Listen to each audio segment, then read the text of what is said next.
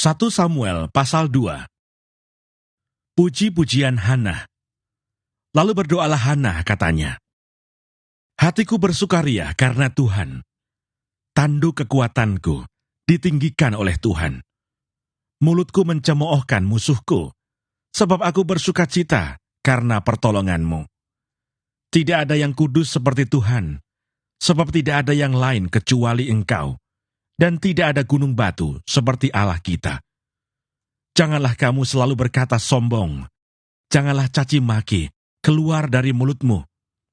Karena Tuhan itu Allah yang Maha Tahu, dan oleh Dia perbuatan-perbuatan diuji.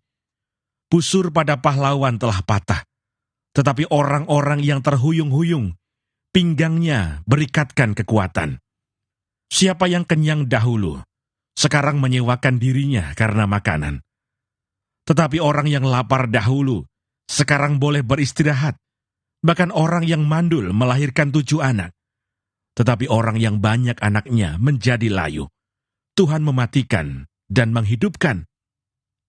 Ia menurunkan ke dalam dunia orang mati dan mengangkat dari sana. Tuhan membuat miskin dan membuat kaya. Ia merendahkan dan meninggikan juga. Ia menegakkan orang yang hina dari dalam debu dan mengangkat orang yang miskin dari lumpur untuk mendudukkan dia bersama-sama dengan para bangsawan dan membuat dia memiliki kursi kehormatan, sebab Tuhan mempunyai alas bumi dan di atasnya ia menaruh daratan. Langkah kaki orang-orang yang dikasihinya dilindunginya, tetapi orang-orang fasik akan mati binasa dalam kegelapan. Sebab bukan oleh karena kekuatannya sendiri, seseorang berkuasa. Orang yang berbantah dengan Tuhan akan dihancurkan. Atas mereka, ia mengguntur di langit. Tuhan mengadili bumi sampai ke ujung-ujungnya. Ia memberi kekuatan kepada raja yang diangkatnya, dan meninggikan tanduk kekuatan orang yang diurapinya. Kejahatan anak-anak Eli. Lalu pulanglah Elkana ke Rama, tetapi anak itu menjadi pelayan Tuhan di bawah pengawasan Imam Eli. Adapun anak-anak lelaki Eli adalah orang-orang durusila. Mereka tidak mengindahkan Tuhan, ataupun batas hak para imam terhadap bangsa itu. Setiap kali seseorang mempersembahkan korban sembelihan, sementara daging itu dimasak, datanglah bujang imam membawa garpu bergigi 3 di tangannya, dan dicucukkannya ke dalam bejana, atau ke dalam kuali, atau ke dalam belanga, atau ke dalam periuk. Segala yang ditarik dengan garpu itu ke atas, diambil imam itu untuk dirinya sendiri. Demikianlah mereka memperlakukan semua orang Israel yang datang ke sana, ke Silo. Bahkan sebelum lemaknya dibakar, bujang imam itu datang, lalu berkata kepada orang yang mempersembahkan korban itu, "Berikanlah daging kepada imam untuk dipanggang, sebab ia tidak mau menerima daripadamu daging yang dimasak, hanya yang mentah saja." Apabila orang itu menjawabnya, "Bukankah lemak itu harus dibakar dahulu, kemudian barulah ambil bagimu sesuka hatimu?" Maka berkatalah ia kepada orang itu, "Sekarang juga harus kau berikan, kalau tidak, aku akan mengambilnya dengan kekerasan." Dengan demikian, sangat besarlah dosa kedua orang muda itu di hadapan Tuhan, sebab mereka memandang rendah korban untuk Tuhan. Adapun Samuel menjadi pelayan di hadapan Tuhan. Ia masih anak-anak, yang tubuhnya berlilitkan baju efod dari kain lenan. Setiap tahun ibunya membuatkan dia jubah kecil dan membawa jubah itu kepadanya. Apabila ia bersama-sama suaminya pergi mempersembahkan korban sembelihan tahunan. Lalu Eli memberkati Elkana dan istrinya, katanya, "Tuhan kiranya memberikan keturunan kepadamu dari perempuan ini, pengganti yang telah diserahkannya kepada Tuhan." Sesudah itu pulanglah mereka ke tempat kediamannya.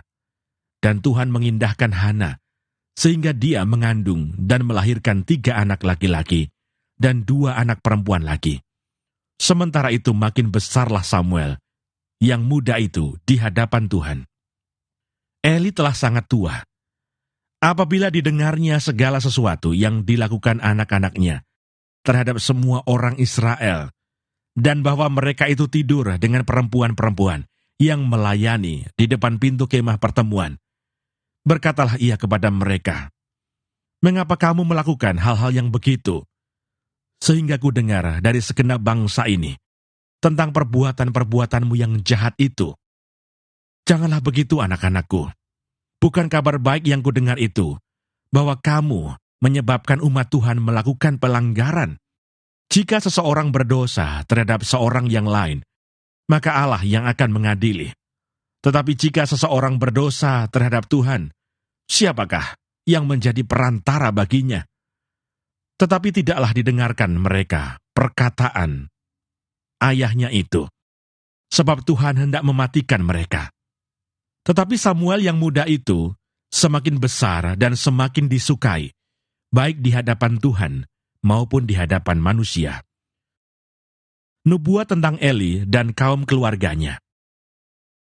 Seorang abdi Allah datang kepada Eli dan berkata kepadanya, "Beginilah firman Tuhan, bukankah dengan nyata aku menyatakan diriku kepada nenek moyangmu, ketika mereka masih di Mesir dan takluk kepada keturunan Firaun? Dan aku telah memilihnya dari segala suku Israel menjadi imam bagiku, supaya ia mempersembahkan kurban di atas mezbahku, membakar ukupan, dan memakai baju efod di hadapanku. Kepada kaummu telah kuserahkan segala korban api-apian orang Israel. Mengapa engkau memandang dengan lobah kepada korban sembelihanku dan korban sajianku yang telah kuperintahkan, dan mengapa engkau menghormati anak-anakmu lebih daripadaku, sambil kamu menggemukkan dirimu dengan bagian yang terbaik dari setiap korban sajian umatku Israel? Sebab itu demikianlah firman Tuhan Allah Israel, sesungguhnya aku telah berjanji, keluargamu dan kaummu akan hidup di hadapanku selamanya. Tetapi sekarang demikianlah firman Tuhan, jauhlah hal itu daripadaku. Sebab siapa yang menghormati aku akan kuhormati, tetapi siapa yang menghina aku akan dipandang rendah. Sesungguhnya akan datang waktunya, bahwa aku akan mematahkan tangan kekuatanmu dan tangan kekuatan kaummu, sehingga tidak ada seorang kakek dalam keluargamu. Maka engkau akan memandang dengan mata bermusuhan kepada segala kebaikan yang akan kulakukan kepada Israel, dan dalam keluargamu takkan ada seorang kakek untuk selamanya. Tetapi seorang daripadamu yang tidak kulenyapkan dari lingkungan mezbahku akan membuat matamu rusak dan jiwamu merana. Segala tambahan keluargamu akan mati oleh pedang lawan. Inilah yang akan menjadi tanda bagimu, yakni apa yang akan terjadi kepada kedua anakmu itu, Hofni dan Pinehas. Pada hari yang sama, keduanya akan mati, dan aku akan mengangkat bagiku seorang imam kepercayaan yang berlaku sesuai dengan hatiku dan jiwaku, dan aku akan membangunkan baginya keturunan yang teguh setia, sehingga ia selalu hidup di hadapan orang yang kuurapi. Kemudian siapa yang masih tinggal hidup dari keturunanmu akan datang sujud menyembah kepadanya, meminta sekeping uang perak atau sepotong roti, dan akan berkata, tempatkanlah kiranya aku dalam salah satu golongan imam itu, supaya aku dapat makan sekerat roti.